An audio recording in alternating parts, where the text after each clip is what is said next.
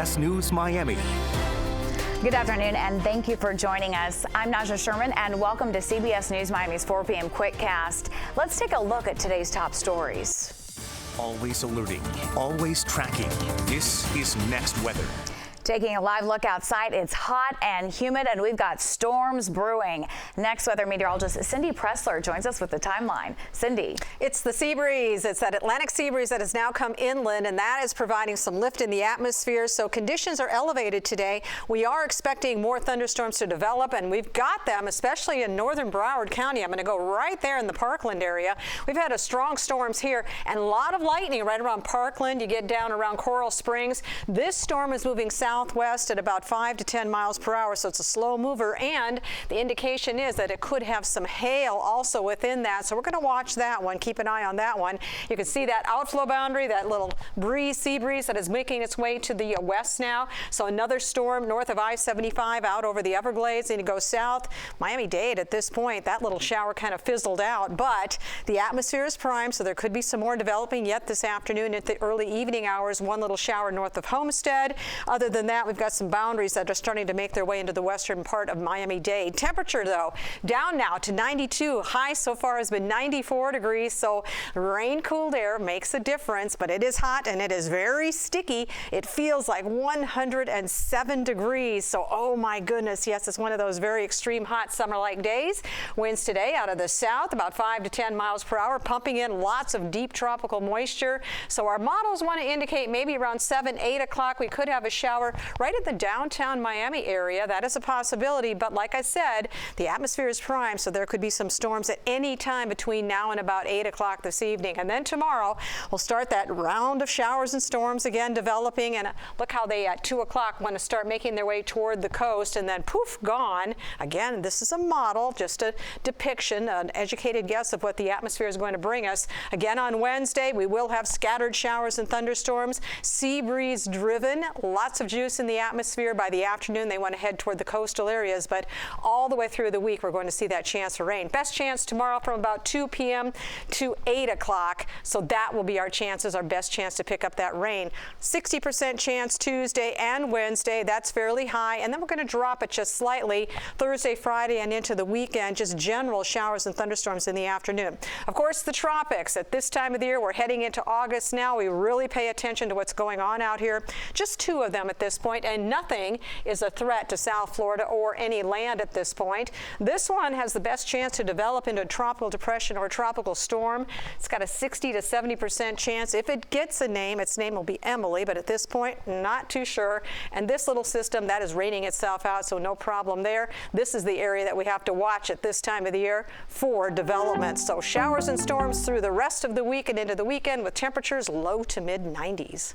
All right, Cindy, thank you. Former President Donald Trump lashed out about his legal issues. It happened while he was on the campaign trail this weekend. Despite his legal problems, he remains the frontrunner for the 2024 Republican presidential nomination. CBS News Miami's Skylar Henry reports from Washington, D.C.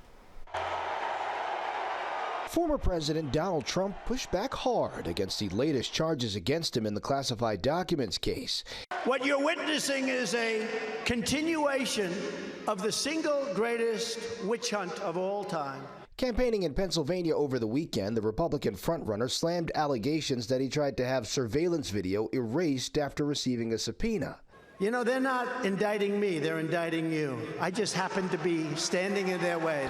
Despite his deepening legal troubles, the former president's supporters are standing by him, giving him a commanding lead over his competition for the Republican presidential nomination.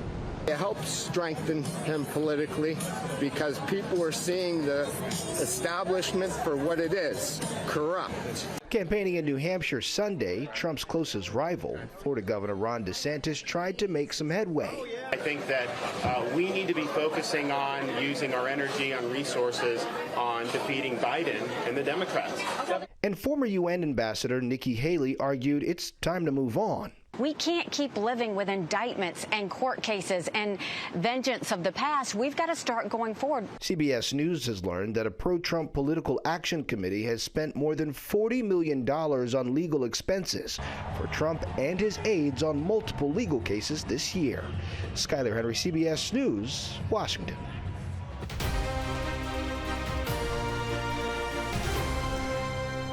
The city of Miami is vowing to appeal a federal judge's ruling. It's in a fight over voting maps and redistricting. CBS News Miami's Jacqueline Quinn is in Miami with the details. This means a change for voters at the polls. Now, for some, this also means a change in their commissioner.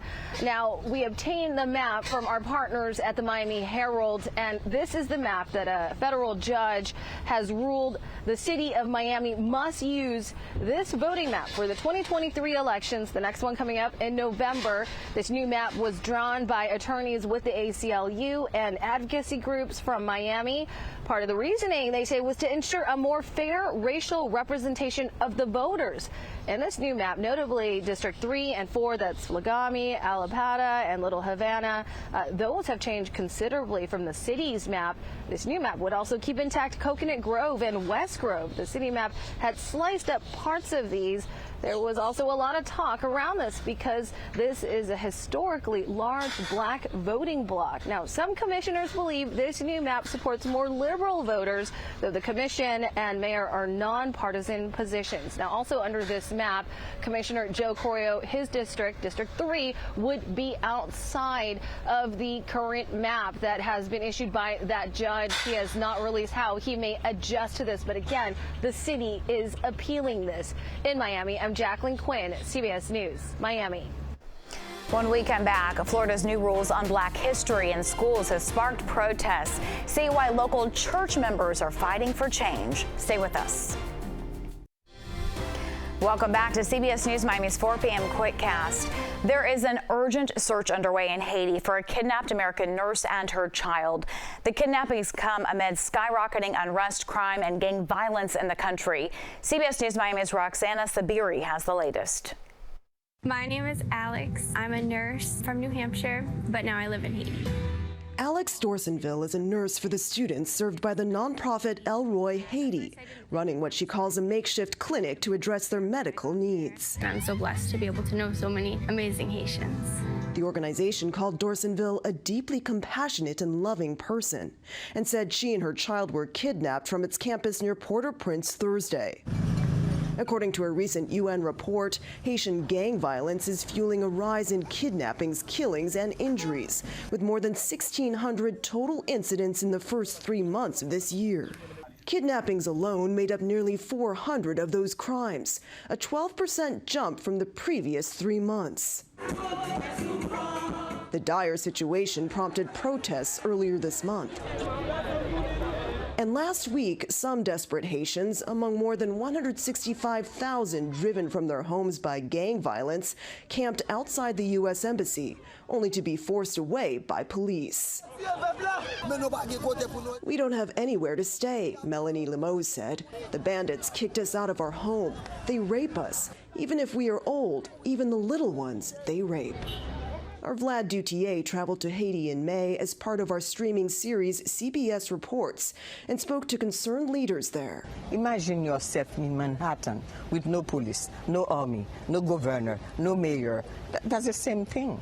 It's Haitian or Americans. Why do we have to find a solution alone?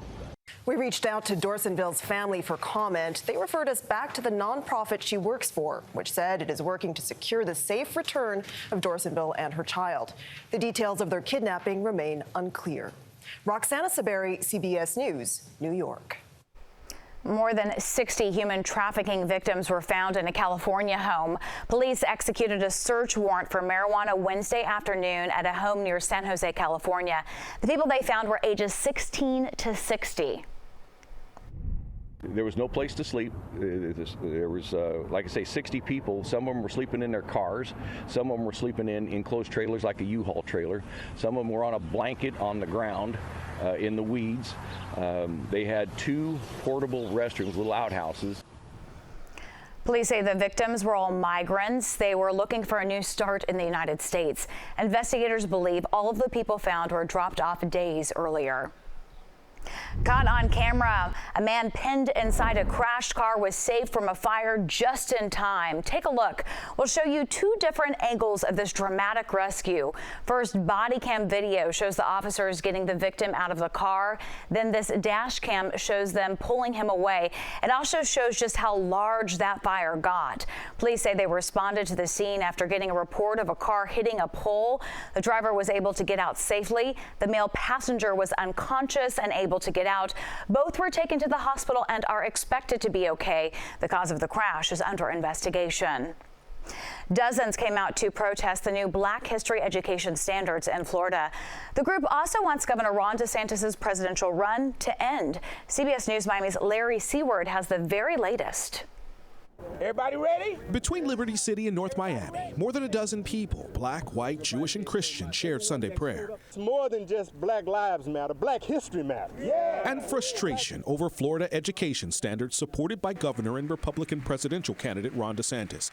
The issue? Instructions for educators to teach how slaves develop skills which in some instances could be applied for their personal benefit. This is wicked, it's wrong, it's evil, it's racist, it's hateful, it's ungodly, it's unholy, it's unjust, and we're not going to stand for it. And to suggest that black slaves developed beneficial skills is tantamount to suggesting that the Jews in the Holocaust who were forced to dig pits where the bodies of their fellow Jews would be dumped were preparing for future opportunities and occupations as undertakers. The absurdity of that is unbelievable. 2 days earlier on the campaign trail in Iowa, DeSantis acknowledged critics but hardly caved. I'm not budging an inch. We are going to fight back against these people, and we are not letting them take over our schools any longer. We are going to get this right as a nation. We want education in this country, not indoctrination in this country. We got it done in Florida, and we need to get it done nationally. It's why this group wants the governor to pull out the presidential race, and until Florida pulls the standard people here hate, they plan to speak up loudly. This is what it is about. And our children matter just as much as your children. We're not going to allow you to devalue our children. In Northwest Miami-Dade, Larry Seward, CBS News, Miami. Another case of a performer getting something thrown on them while on stage, but this time the performer fought back. Check out rapper Cardi B launching her microphone at a fan. It's after the fan threw a drink at her. Video's gone viral. Security removed someone from the crowd after the interaction. No word if charges have been filed or if anyone was hurt. A couple in Florida recorded an alligator squeezing through their fence in Cocoa Beach. Resident Bill Geiger walked out and spotted an alligator sitting on her nest of eggs. The nest was in his backyard. The video shows the gator jamming her head through the fence. Wow, she then wiggles until she finally gets through. Yikes. Well, that is the CBS News Miami Quickcast. I'm Naja Sherman. Happy Monday. Stay tuned for more news right here on CBS News Miami.